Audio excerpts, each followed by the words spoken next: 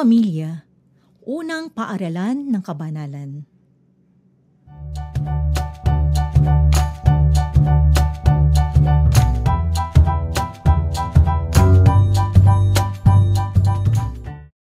Ang ebanghelyo ngayon ay inilalarawan sa atin ang banal na pamilya, sina Jose, Maria, at Jesus. Sila ay maituturing na isang ordinaryong pamilyang Hudyo ng panahong iyon na masunurin sa kaugaliang pangrelihiyon. Bumaba sila sa Jerusalem upang ipagdiwang ang Paskwa kasama ng iba pa. Nag-alala sina Jose at Maria nang mamalaya nilang nawawala si Jesus. Magkasama nilang hinanap si Jesus hanggang sa matagpuan nila siya sa templo. Sumama na nga sa kanila si Jesus pabalik sa Nazaret at doon nanatili. Binusog nila siya ng pangaral hanggang sa maging handa na siyang simulan ang kanyang ministeryo.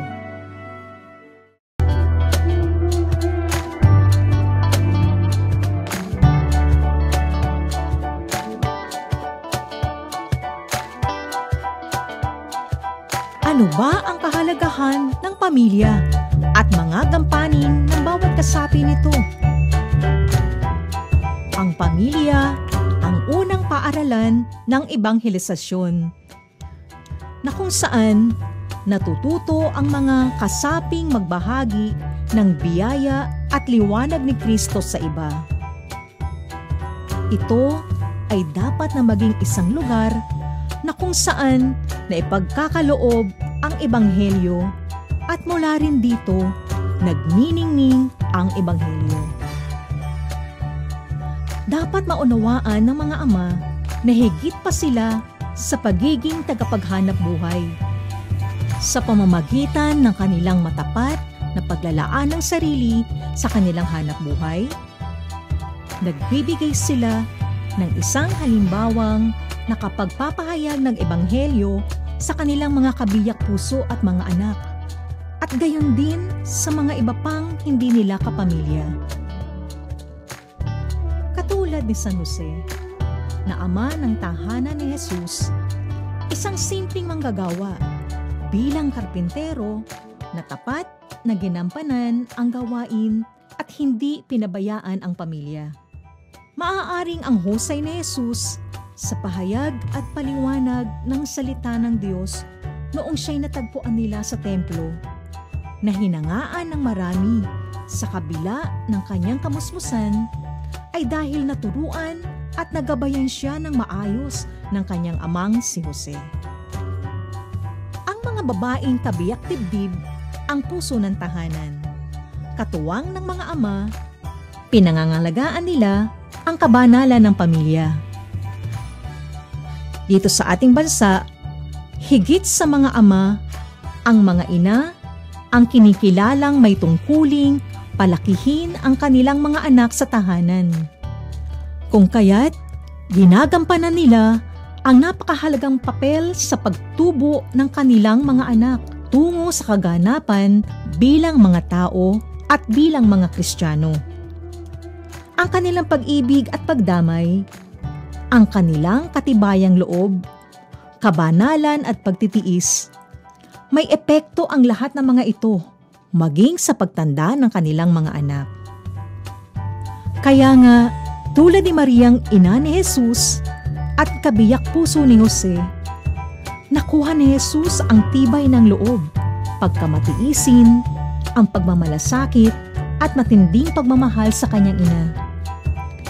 Kung inyong matatandaan, hindi siya iniwan ng kanyang ina mula ng isilang hanggang sa kanyang pagkabayubay sa krus.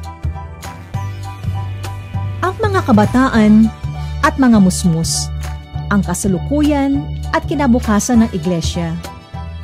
Sa kanilang pagtubo sa kaganapang tulad ng kay Kristo, dapat nilang higit na maisabalikat ang pananagutan sa gawain ng ebanghelisasyon.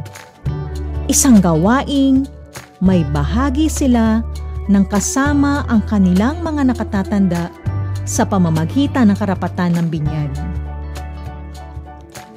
Ibig sabihin, bawat binyagan ay kabahagi sa pagpapalaganap ng mabuting balita.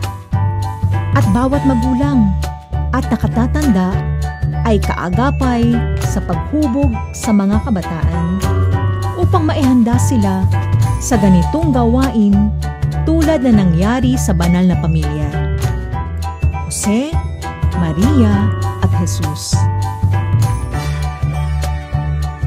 Ninanais ni Kristo na ipagpatuloy ang kanyang gawain ng pagpapahayag ng Ebanghelyo, hindi lamang sa pamamagitan ng individual, kundi sa pamamagitan din ng mga pangkat.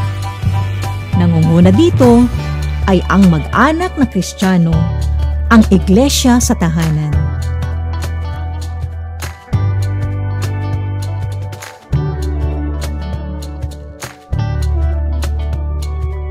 Paano ba natin matutularan ang banal na pamilya?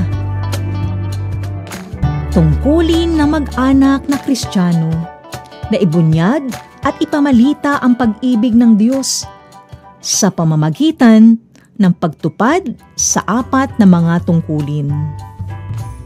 Una, paghubog sa isang pamayanan ng mga tao. Ikalawa, paglilingkod sa buhay sa pamamagitan ng paglikha at pangangaral sa mga anak. Ikatlo, pakikilahok sa pagpapaunlad sa lipunan. At ang ika-4, pakikibahagi sa misyon ng iglesia. Sa pagsasakatuparan sa 4 na mahirap na tungkuling ito na maaari lamang na maganap sa tulong ng biyaya ng Diyos, nagiging isang puwersa ng ebanghelisasyon ang mag-anak tungo sa kabanalan.